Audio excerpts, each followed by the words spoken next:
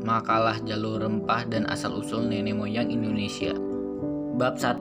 Pendahuluan. A. Latar belakang masalah asal-usul nenek moyang Indonesia.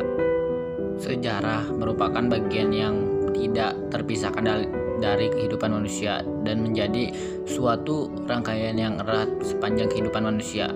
Berkaitan dengan hal tersebut, maka sejarah yang akan dibahas dalam penulisan ini adalah yang berkaitan dengan kebudayaan, terutama kebudayaan asing yang telah memberikan pengaruh dalam kehidupan bangsa Indonesia dan khususnya memberikan pengaruh dan membentuk kebudayaan Indonesia.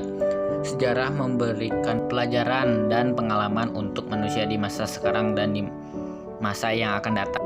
Indonesia adalah bangsa yang sangat besar, tetapi banyak masyarakat yang tidak tahu akan nenek moyang bangsa Indonesia sendiri. Dengan semakin berkembangnya zaman, semakin banyaknya masyarakat yang tidak peduli akan sejarahnya nenek moyangnya sendiri. Nah, di sini saya akan membahas asal-usul nenek moyang bangsa Indonesia sendiri. Yang kedua, latar belakang jalur rempah.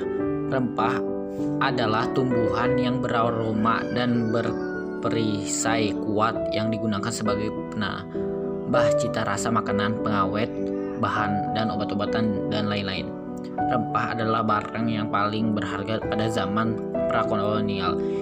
Provinsi Maluku Utara adalah salah satu daerah penghasil rempah seperti pala, cengkeh, dan lada yang menjadi komoditas dagang yang menjanjikan bagi bangsa-bangsa Eropa pada zaman kolonial dahulunya. Rumusan masalah. 1. Bagaimana asal-usul nenek moyang Indonesia?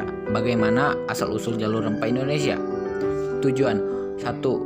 Untuk mengetahui asal-usul nenek moyang Indonesia. 2. Untuk mengetahui jalur rempah Indonesia. Bab 2. Pembahasan. Asal-usul nenek moyang bangsa Indonesia termasuk salah satu negara tempat ditemukannya manusia purba. Penemuan manusia purba di Indonesia dapat dilakukan berdasarkan fosil-fosil yang telah ditemukan. Fosil adalah tulang belakang, baik binatang maupun manusia, yang hidup pada zaman purba yang usianya sekitar ratusan atau ribuan tahun. Adapun untuk mengetahui bagaimana kehidupan manusia purba pada saat itu, yaitu dengan cara mempelajari benda-benda peninggalan yang telah biasa disebut dengan artefak. Manusia purba yang ditemukan Indonesia memiliki usia yang sudah tua, hampir sama dengan manusia purba yang ditemukan di negara-negara lainnya di dunia.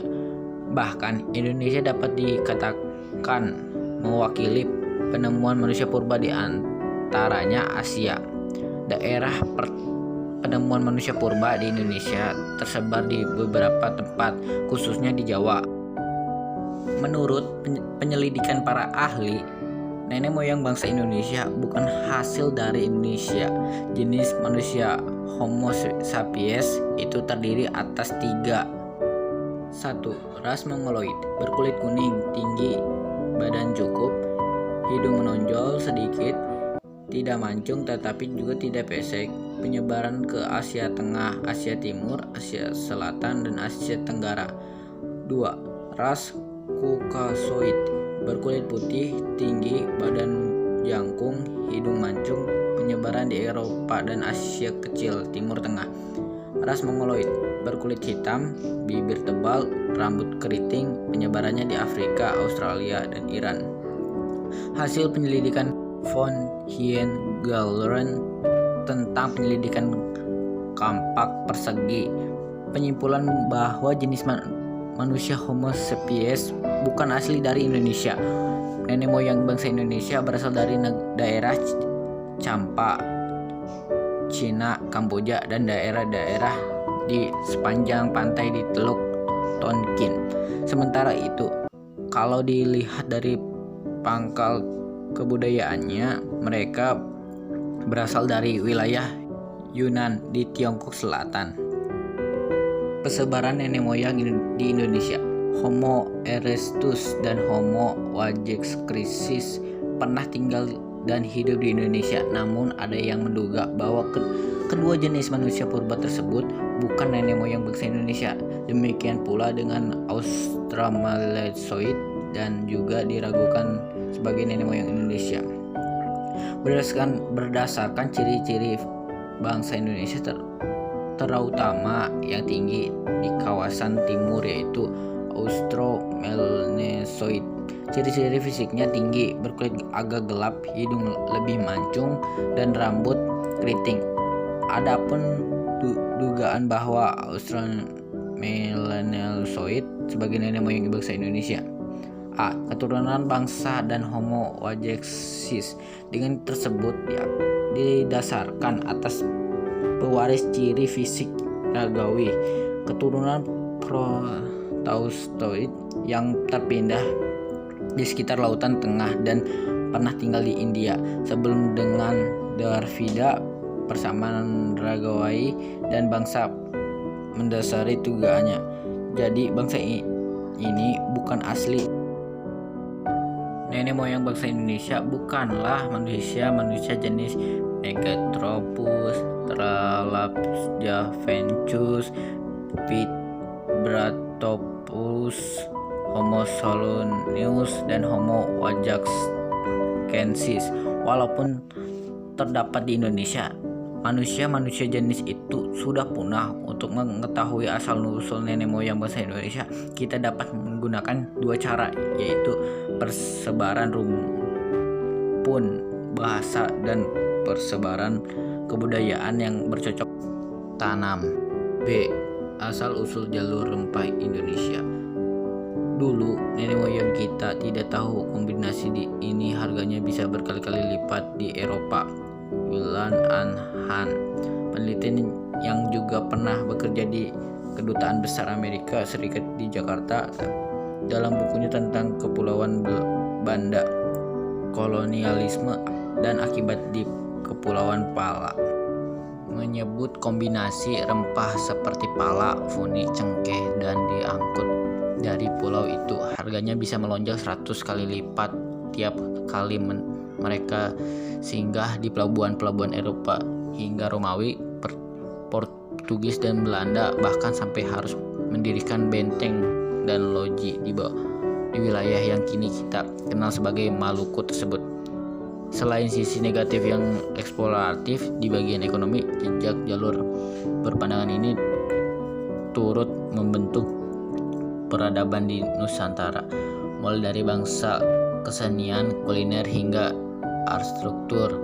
Kebutuhan bangsa Eropa yang tinggi akan rempah-rempah dikarenakan rempah-rempah bermanfaat dalam hal menambah cita rasa makanan dan dijadikan bahan-bahan obatan, pengawet makanan, obat pengharum ruangan, hingga sebagai bahan kosmetik. Bab 3 penutup. A. Kesimpulan. Nenek moyang bangsa Indonesia datang ke Nusantara melalui dua jalur, yaitu jalur barat dan timur. Migrasi jalur barat dilakukan dari Yunan ke Semenanjung, Malaysia, Kalimantan menuju Jawa dan Nusa Tenggara. Penyebaran jalur timur dimulai dari Teluk Tonkin, menyusuri pantai Asia Timur menuju Taiwan, Filipina, Sulawesi, Maluku, Papua, sampai Australia. Mereka datang secara bergelombang. Gelombang pertama adalah bangsa Melayu yang datang membawa kebudayaan kapak persegi dan kapal bercadik. Gelombang kedua adalah bangsa Deuterot Melayu yang datang membawa kebudayaan kampak lonjong dan kampak bercagik dua. Oleh karena itu, saat bangsa Melayu datang ke Nusantara, mereka melakukan proses mengawin dengan suku asli yang sudah mendiami Nusantara terlebih dahulu. Karena itu, bangsa Indonesia sekarang adalah turunan dari bangsa Deuterot Melayu, Polotot Melayu, bangsa Melanesia, dan bangsa primitif yang dulu mendiami Nusantara. Dan pada saat itu, keadilan geografis Indonesia yang luas memaksa karena untuk tinggal terpencar di suatu wilayah Nusantara yang sangat luas, sehingga mereka hidup secara tersier dari suku bangsa. Kesimpulan, jalur rempah perlu disusun dengan menggunakan sudut pandang keindonesiaan dan prioritas fantastis dunia. Kenyataan sejarah bangsa Wajayan, jalur rempah yang pernah hadir sejak 4.500 tahun lalu adalah bagian dari jalur perdagangan dan jalur budaya umat manusia. Karena itu diperlukan pendekatan multidisiplin, karena jalur rempah tidak bisa hanya dimaknai dari sudut pandang sejarah, arkeolog, bahasa, dan budaya saja. Jalur rempah pada masa sekarang harus diwujudkan secara kolektif, menyebut berbagai aspek kehidupan yang belum tersentuh sebelumnya. Jalur rempah bisa memberikan perspektif yang unik sebagai pintu masuk untuk berkontribusi dalam memperkaya upaya menjawab tantangan komputer seperti ketahanan pangan, perubahan iklim, mengatasi kemiskinan. Jalur rempah bukanlah semata warisan. Jalur rempah adalah masa depan kita. Sekian presentasi dari saya. Kalau ada kata-kata yang salah, mau dimaklumin. Di sini kita sama-sama belajar. Cukup sekian dan terima kasih.